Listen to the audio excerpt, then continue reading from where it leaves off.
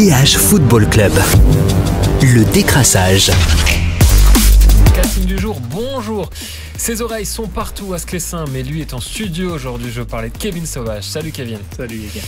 Il a le sang-froid comme Gustav Nilsson, je vous l'assure. C'est François Garrett. Salut François. Salut Jonathan.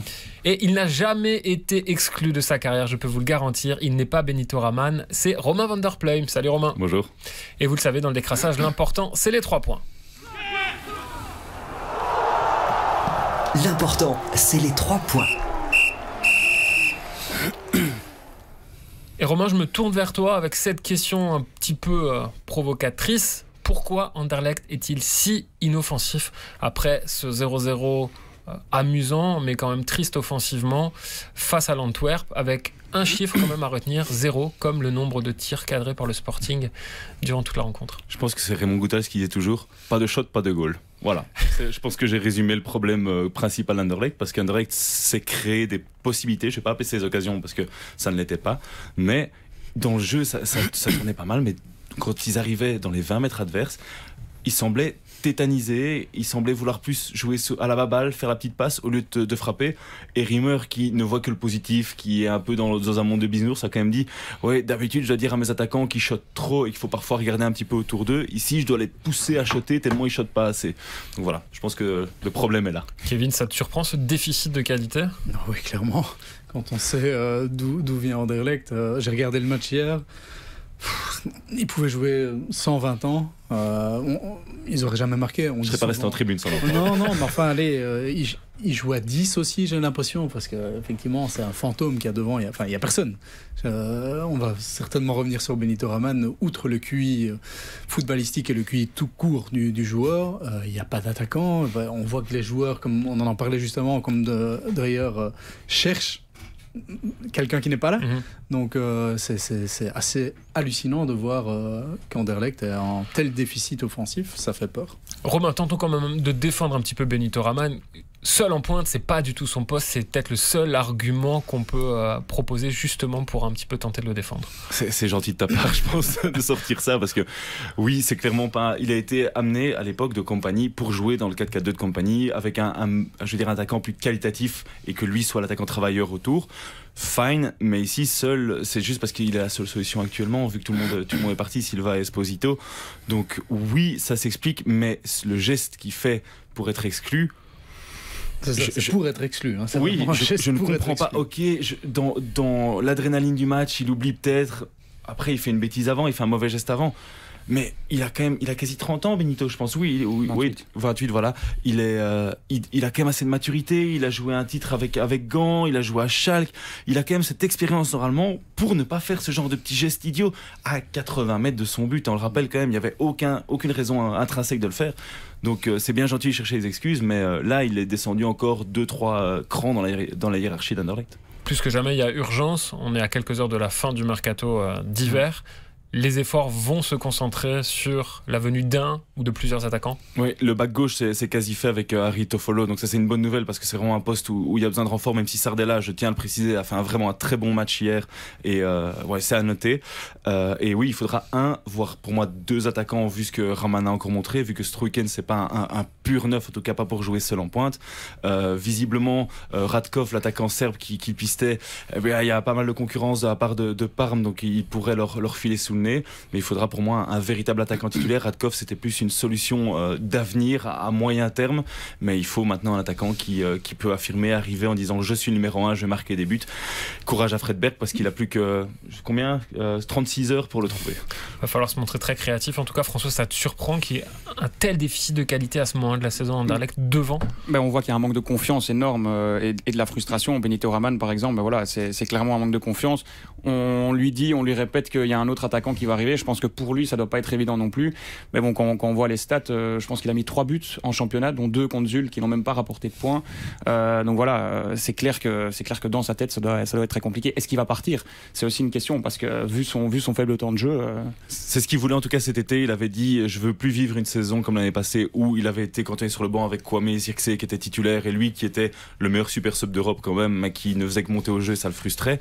Et il nous avait confié cet été qu'il avait envie de temps de jeu, envie de responsabilité responsabilités, il n'en a pas eu depuis le début. Donc oui, je pense que si une opportunité, il partira. Le problème, c'est que qui va payer? Ils ont payé quand même 3 millions, il a un salaire quand même assez conséquent. J'imagine mal un club mettre de l'argent pour lui à moins d'un prêt, mais Anderlecht ne peut pas se permettre un prêt vu le manque d'attaquants dans son effectif. Au rayon des départs, il y en a un qui a du plomb dans l'aile, c'est celui d'Adrien Trebel, qui est sorti blessé contre Antwerp. On ne sait pas trop si c'est grave, c'est une blessure aux ischios. Rimmer disait qu'il voulait continuer le match, donc c'est a priori pas si grave, mais clairement, quand on sait qu'il gagne 2,5 millions pré-indexation, donc je ne vais même pas savoir combien ça fait, j'ai pas calculé, donc à mon avis pas loin des 3, personne n'est capable de payer ce salaire-là actuellement pour un joueur qui est hyper sensible aux blessures. Donc c'était le pire moment, je pense, pour être blessé. Trebel va finir certainement son bail à Anderlecht jusqu'en juin et puis après quitter le club parce qu'Anderlecht n'a pas l'argent pour le conserver, simplement. Un mot encore sur un autre joueur sur le départ, Hendrik van Krombrugge. Il y a pas mal de rumeurs autour de lui. Il est hyper professionnel de ce qu'on entend. Il aide fort Verbruggen, donc chapeau à lui pour son comportement. On l'a vu encore féliciter Verbruggen après son bon match. Mais c'est un poste très difficile, surtout en hiver, on le sait, gardien de but. Et Van Krombruggen ne partira pas pour n'importe quoi non plus. Donc c'est possible que ça traîne encore un petit peu. C'est aussi contre un monde, Anderlecht veut absolument le vendre maintenant parce que à nouveau on parle de salaire et de cash qui pourrait rentrer, de liquidité dont Anderlecht a besoin. Donc ça va être aussi sur le buzzer certainement comme transfert. Verbrugge et Vertonghen qui ont été les deux principales satisfactions quand même de cette rencontre. On a parlé d'Anderlecht, on va parler maintenant du Standard. Et au Standard, Kevin, il y a du progrès, on a l'impression qu'il s'est peut-être passé quelque chose. Est-ce que Ronny Deila a trouvé la bonne formule face à Eupen où le Standard a marqué 3 fois? Du moins face à cette formation d'Eupen, oui. Enfin, quand on a vu la compo avec Max vendredi soir, on s'est dit enfin. Tous les supporters aussi se sont dit enfin. Et aussi, à mon avis, tous les supporters, on l'a écrit, se sont dit encore pour Peritza. On en parlait juste ici avec Romain avant. Peritza, mais je crois qu'il ne ferait pas tâche à Anderlecht. Les supporters l'ont pris en grippe totalement. Il a répondu de la meilleure des manières, même si clairement il n'est pas à son niveau, il le dit. Je lui ai posé toutes les questions entre guillemets qui fâchent. C'était assez sympa d'ailleurs de le voir répondre. Je lui dis voilà, tu as quand même des occasions à chaque match. Il dit je peux pas être mauvais en tout. Donc voilà, c'est assez marrant d'avoir un gars qui est assez lucide comme ça. Bon, il rigolait aussi, mais voilà, il dit je suis pas Ronaldo, sinon je serais pas ici et j'ai besoin d'aide aussi. Et de l'aide, il en a eu avec Ohio. Et Ohio qu'on attendait dans la profondeur, finalement il a été bon dos au but, en pivot. Il amène 2 buts comme ça. Donc c'est intéressant, c'est un joueur qui est encore très très jeune, quand on le voit dans ses courses aussi c'est parfois encore pas très lisible, donc il a besoin d'être encadré. Peritza peut être ce joueur qui peut lui faire du bien. C'est marrant parce que ces deux attaquants qui doivent n'y voyaient pas de mauvaises intentions, mais doivent se faire du bien l'un l'autre. Donc ils ont besoin l'un de l'autre aussi. Et surtout ce que je constate dans ce système-là, c'est que ça donne beaucoup plus de liberté offensive à ceux qui étaient un petit peu muets ces dernières semaines, Balikwisha et Zinkernagel. Et qui ont chacun marqué un but. C'est pas un hasard. C'est pas un hasard. Zinkernagel, je l'ai écrit la semaine dernière, tous les buts ou les assists qu'il a donnés, c'était depuis l'axe. Il rentre dans l'axe, là, face à Eupen, il rentre dans l'axe, il profite du travail de Peritza, justement. Il rentre dans l'axe, il enroule pied droit, c'est là où il est le meilleur. Et on a vu aussi, on a beaucoup parlé de la frustration évacuée par Peritza. On peut parler de celle aussi de Zinkernagel, qui en avait gros sur la patate de plus être décisif. Il nous l'avait dit après l'Antwerp. C'est dans l'axe que je me sens le mieux. Après l'Antwerp, on avait évoqué un déficit de structure, de lisibilité dans le système de Ronny Deila. Là, on a quand même l'impression que c'était plus carré. On avait Fossé d'un côté, Donum de l'autre. On avait Alzat dans un registre plus défensif, Balikwisha et Zinkernagel, puis la paire Ohio Peritza. C'est amené à durer. C'est amené à durer si tout le monde reste, et on a oublié d'en parler, le retour de Dussen aussi, qui avait 10 jours avant fait ses adieux à Sclessin, et là qui revient malheureusement. Magie du mercato. Voilà, c'est la magie du mercato, mais il est important aussi pour l'équilibre. Et Donum, on en a peu parlé, nous on en a parlé dans l'ADH, ça a fait un petit débat avec nos confrères néerlandophones après le match. Je ne l'ai jamais vu comme ça, il n'a pas été décisif, mais il a fait un match pour moi totalement plein. C'est un homme qui est transfiguré, et c'est aussi le mérite de Deila qui arrive à attirer la quintessence de plusieurs joueurs. Là, comme tu l'as dit, c'est lisible, il faut que ça reste lisible et que le Standard soit moins prévisible justement. Et il va falloir aller confirmer au cercle, attention, J'ai regardé Cercle Gand hier, c'est vraiment pas une mauvaise équipe. On parle de maintien pour le Cercle, je crois qu'il est acquis. Et ils peuvent vraiment venir titiller tout le monde pour le top 8. Mais voilà, comme on l'a dit la semaine dernière, le triptyque Eupen, Cercle, Courtrai pour le Standard, c'est capital pour les playoffs, enfin les European Playoffs. Et il y a toujours ce contact, mine de rien, avec le top 4. Mais il faut d'abord sécuriser cette position. François Romain, je me tourne d'abord vers toi, François. En termes de duo d'attaquants, t'en vois des bons depuis pas mal, 18 mois. Ça marche bien à l'Union. La chance, lui. Cette paire, Ohayo-Peritza, elle t'a plu ? Ben oui, elle m'a plu, et à voir si ça continue, parce que j'ai l'impression qu'on a ce débat aussi pas mal de fois ici. Le Standard est enfin lancé, le Standard a enfin trouvé la bonne formule. Mais est-ce qu'on va pas se retrouver peut-être dans 3-4 semaines à se dire quelle est la bonne formule à retrouver au Standard? Et comme Kevin le dit, le match au Cercle va être important. J'y suis allé avec l'Union et c'était vraiment compliqué à jouer comme équipe. Il y a Courtrai après, je pense qu'il y a aussi quelques gros matchs. Je pense qu'il y a Anderlecht qui arrive, il y a Bruges qui est pas loin, il y a l'Union aussi dans cette série. Mais j'ai l'impression que le Standard peut faire quelque chose, et comme Kevin disait, je pense que Bruges est à 3 points, c'est ça, le top 4 est à 3 points. Donc pourquoi ne pas rêver un peu plus haut que les Européens. J'ai l'impression que Ronny Deila est un peu à la croisée des chemins. Il a prouvé depuis le début de la saison que c'était un super motivateur, qu'il arrivait à comprendre ce que chaque joueur devait faire, ce pourquoi chaque joueur était taillé. Maintenant, il doit prouver que c'est un bon tacticien, un grand tacticien, et qu'il sait mettre une équipe en place qui peut être claire mais aussi imprévisible, qui peut battre toutes les équipes. Et je pense que ce sera ça qu'il faudra surveiller dans les 4-5 journées de championnat à venir, parce que c'est là qu'il devra faire la différence. La question, Kevin, ce sera avec qui? Parce qu'on est en fin de mercato, on sait que ça bouge beaucoup du côté de Sclessin dans le sens des départs, déjà avec Raskin et Amala. On semble enfin avoir trouvé une solution pour ces deux joueurs qui arrivent en fin de contrat au mois de juin. Ces deux dossiers qui ont pollué aussi, je ne parle pas des joueurs, mais les dossiers ont pollué l'atmosphère au Standard. Et Ronny Deila, je pense, est content d'en être quitte, entre guillemets, même s'il y aurait encore d'officiels. Mais Raskin, comme on l'a écrit ce matin, ça s'est joué hier avec les Rangers. Il y avait une clause aussi qui stipulait que s'il n'y avait pas d'accord entre les clubs, l'accord entre le joueur et le club de Glasgow tombait à l'eau hier. Logiquement, aujourd'hui, ce sera officiel. Donc 2 millions tout compris. C'est un peu plus d'1 million fixe et avec des bonus, plus 20% pour un joueur qui est libre dans 6 mois. On limite la caisse. Et alors Amala, c'est toujours l'expectative. Proche de Valladolid, il est allé à Valladolid. Maintenant, nous, de ce qu'on nous dit, c'est que le Hertha Berlin pousse aussi à voir.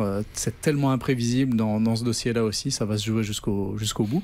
Et pour le reste, pour les entrées, 2 postes absolument à pourvoir, c'est ce box-to-box avec de la taille, du gabarit, parce que c'est ce qui manque aussi au Standard sur les phases arrêtées, par exemple, même si Alzate commence un peu à trouver ses marques. Mais il faut vraiment ce joueur capable de faire le lien. Et un attaquant aussi comme à Anderlecht, mais ici c'est plus un joueur mobile, rapide, qui pourrait potentiellement jouer avec Ohayo et avec Peritza.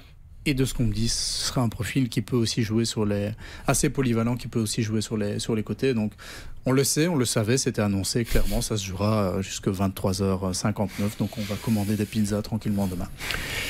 Avant de commander des pizzas, rendez-vous naturellement sur notre site internet et sur notre journal du Mercato pour ne rien rater. Mais avant cela, on va parler de l'Union.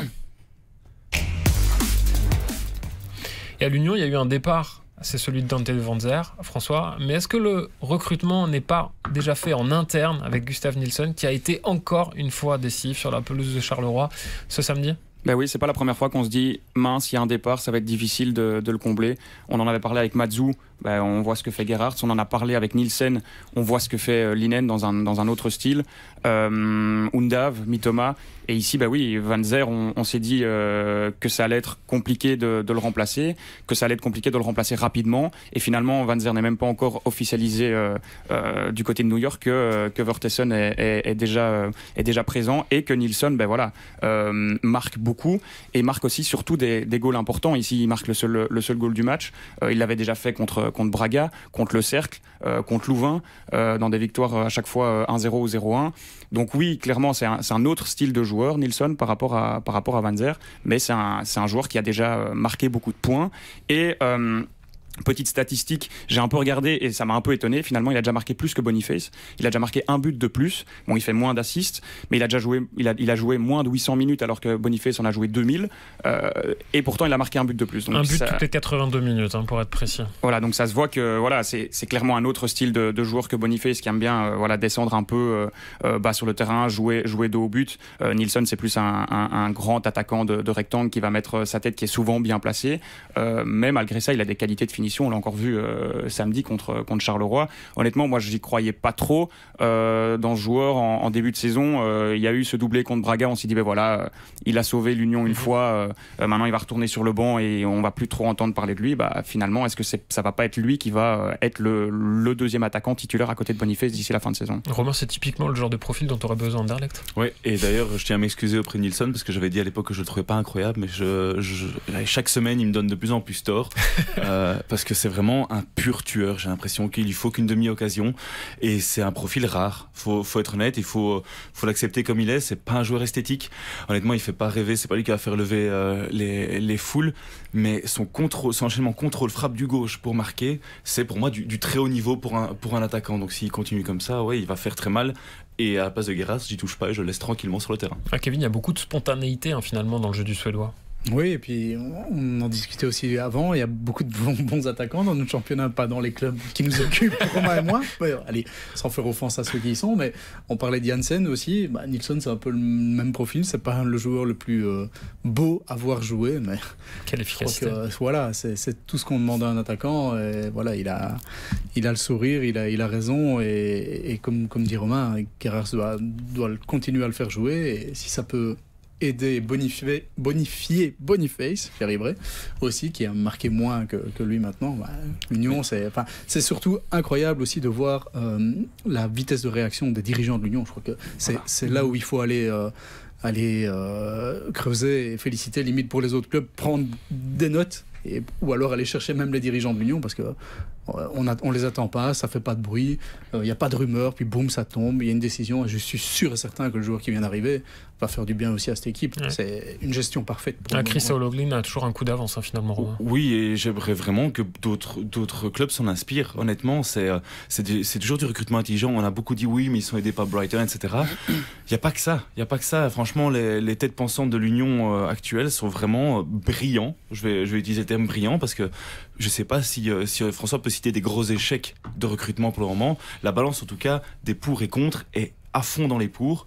Et c'est le modèle que tous les clubs, surtout vu les finances actuelles du football belge de manière globale, devraient utiliser, parce que c'est l'Union. Ok, il y a des gros problèmes financiers aussi, et il y a de l'argent qui est insufflé par les propriétaires, mais au niveau de la balance mercato, c'est chapeau, quoi. Justement, le mercato, pour finir, François, il est terminé du côté de l'Union?